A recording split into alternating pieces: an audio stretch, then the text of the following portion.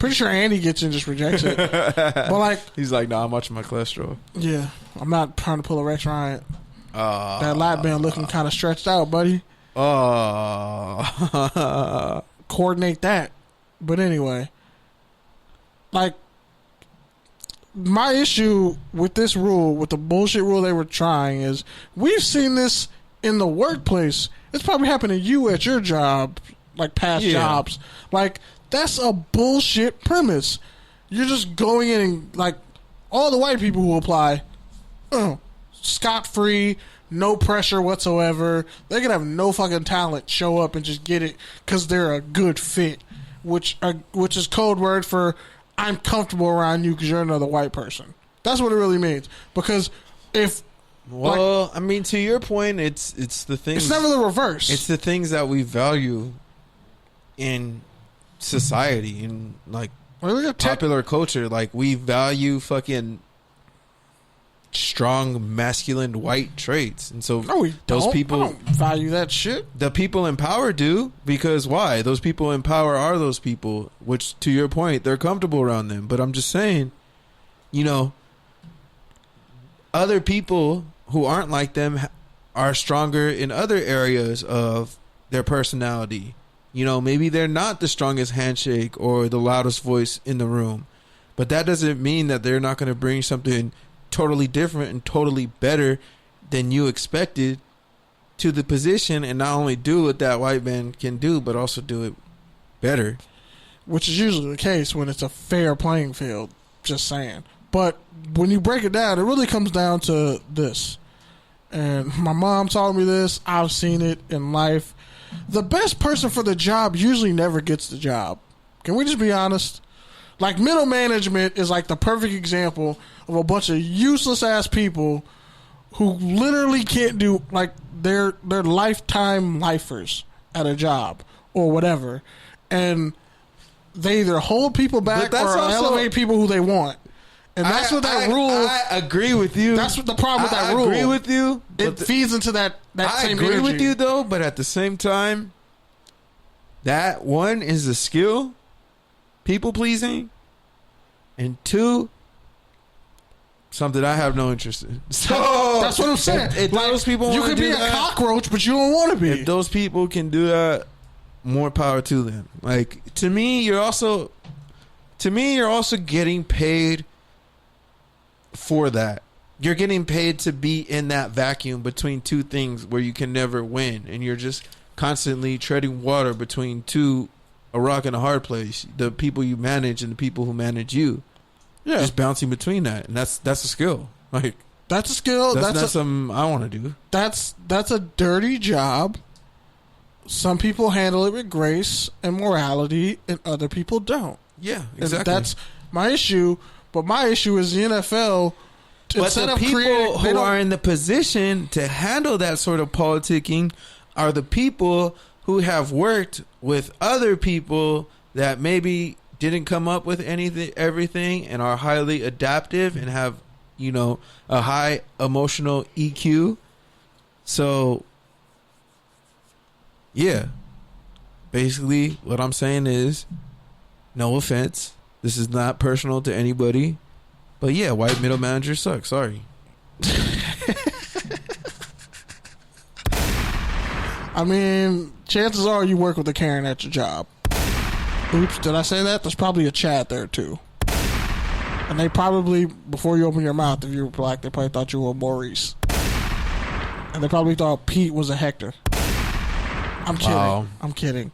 But no, in all seriousness, it's just that rule in itself. And Troy Vincent pretty much said that hiring minorities in the NFL, like, it's a broken system.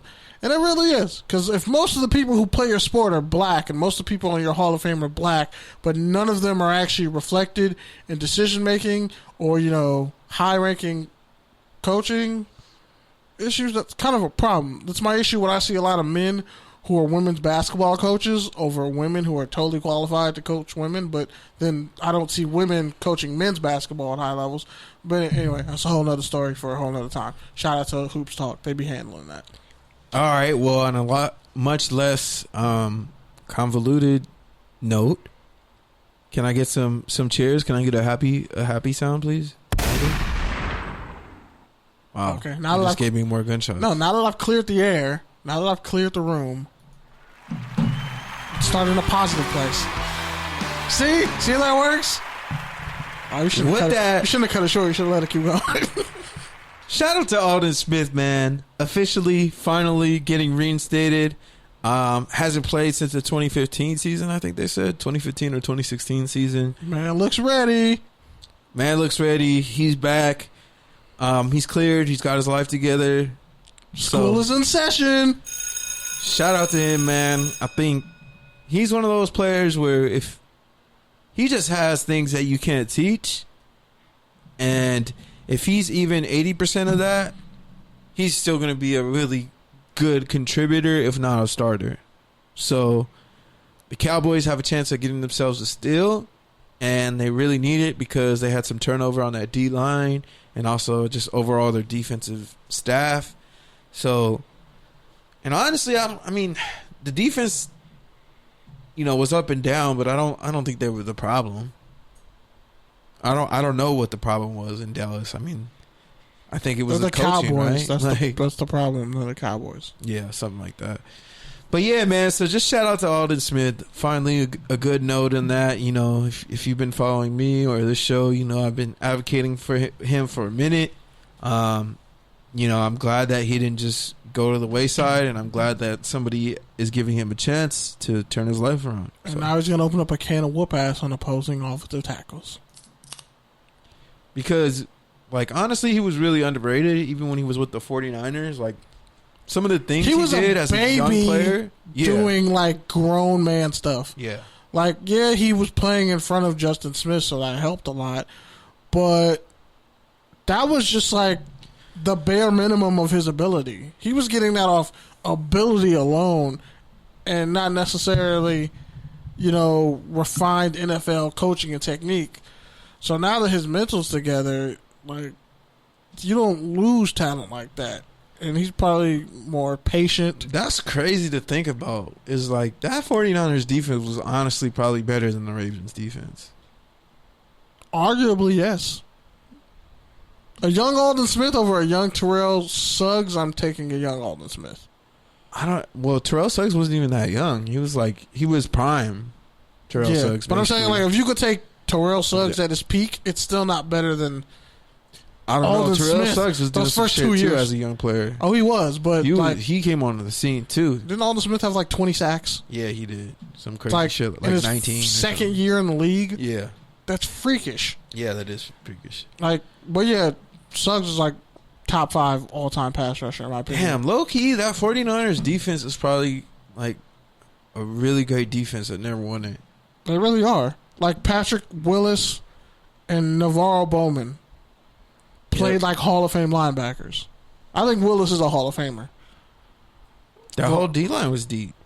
Even, what's his name? The other outside linebacker. I always forget his name. Shit. 55. Ahmed Brooks. Yeah, Ahmed Brooks. He was nice. He'll give you 8 sacks, but he could, I feel like that's the blueprint for a lot of 3-4 defenses now. If you can't get 2 pass rushers like that, you get 1 pass rusher who's elite and 1 guy who can do a little bit of everything. Get you a tweener on the other side. With that, let's go ahead and move to Take or Tangent. Ooh. Yeah. Okay, bro, we know you know where the shotgun button is, but do you know where the Take or Tangent button is? Or is this going to be a 30 seconds occurrence every week? Maybe if you gave me a better lead in and just saying, hey, let's talk about touchdown or tangent, that'd be great. I still can't see that shit. It's right there. Bro, it's Take the or bottom tangent. one. 40. You just passed it. Did I? Oh, wait, down 44. Oh, I thought I passed it. It's on there twice. Why is it not? So we're playing. Honestly, you probably passed it earlier, too. You probably passed it 4 times. Honestly, I was looking at touchdown or turnover. I don't know why I went there first. But, oh boy. I did pass it 5 times. I've been wanting to get to all week. Michael Thomas. Okay, now we're back. DeVante Parker. Beef on IG. Why don't you go ahead and give a pity Wide rundown on receivers that? all up in their feelings for 1,000, Alex. Yeah, these gunshots are necessary for this segment because there's a lot of petty points. You can probably read off the IG tweets, but pretty much it was like, it started off as like some Bleacher Report did. I think it was like best receivers in the game or something like that. And Michael Thomas was there. And what did he say exactly? He pretty much called DeVante Parker like a first rounder. He said you're a bum, you're a bust. No, but he said something that triggered it. Like, he said something specifically that triggered it, which, because Michael Thomas has gone off of multiple people on social media, and it's funny, and it's like, you could tell he's Keyshawn's, you could tell him and Keyshawn are related, because he goes off in that same petty way, but he takes to another level. Keep in mind. Okay. You ready? Yeah, so. Let's do it. Okay, so somebody asked, make a catch while guarded by Stephen Gilmore, or B, break up a pass while guarding Michael Thomas, was the question on Fox IG. Parker answered A. Gilmore. In the comments. And Thomas replied, for you, yes. Go run some numbers up, then you can talk. I laughed you, and you've been in the league longer than me, first rounder. And then Parker responded, got some hard feelings, brother. Let me get targeted 300 times a game. Et cetera, et cetera. So, what's your take or tangent on the wide receiver beef out here in the IG streets? Okay, first off, they both get a bar. They both get a point. We haven't really used that one in a while. They both get a point, but here's where I'm going to break it down, and I'm going to use shotgun blast. That way you can kind of pick up on this. So, actually, DeVante Parker, I think, ran up a bunch of numbers on Stephon Gilmore one game. He had like 120 yards receiving on him and a touchdown or something. So he's actually one of the few receivers who played great against Gilmore. Now, an elite DB is really hard to catch passes on. It's easier for a guy like Michael Thomas to get catches, because if they just throw you a bunch of short routes, a bunch of slants and outs, like stick whatever, like, of course it's easier to get the ball in your hands, especially like Parker said, when you get targeted 300 times a game, because who else is Drew Brees throwing to? It almost hurts the development of other receivers because he only throws the ball to either Alvin Kamara or, Michael Thomas. Actually, I'm going to give DeVante Parker 3 points for that. And I'm going to go on a tangent with this and shout out to the elder statesman. Steve Smith, Sr. Yep. Who pretty much said, first of all, obviously these guys have too much time on their hands. Clearly. But second of all, you, in quotations, Parker, knew the man, Thomas, was going to see it. So you're going to pick A, but then at the same time, you knew he was going to say something. So he says something. So pretty much what he's saying is... You instigated it. Kids, shut the fuck up. Go play on TikTok. He was like, man, both y'all ain't doing shit right now. We don't even know if games are happening. Play some Madden. Like, chill the fuck out.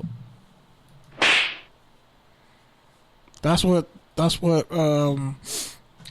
Michael Thomas is probably doing, playing the Saints against the Dolphins in Madden, and just personally controlling the DB so DeVante Parker doesn't get the yards. LA receivers are just different. I'll just add that. Especially coming out of high school. With a chip on your shoulder, you're an LA receiver. Because if you were good, then you like a 5-star recruit and all world, all everything. And then if you're not, then you're like the overlooked dude who didn't get no recruits and came out of nowhere. He did. He was like highly recruited. Like Michael Thomas went to Ohio fucking State. Like, no, but I'm just saying in general. I was talking about Keyshawn and Steve Smith. Yeah, I mean Michael Thomas is probably somewhere in the middle, but still has that same mentality. Either way, he's nowhere near. He still adopted that mentality. He might be better than Keyshawn, but he's not nowhere near in the same space. Like, I don't want to hear Michael Thomas and Steve Smith Sr. in the same, because Steve Smith Sr. was a 3rd round pick and considered a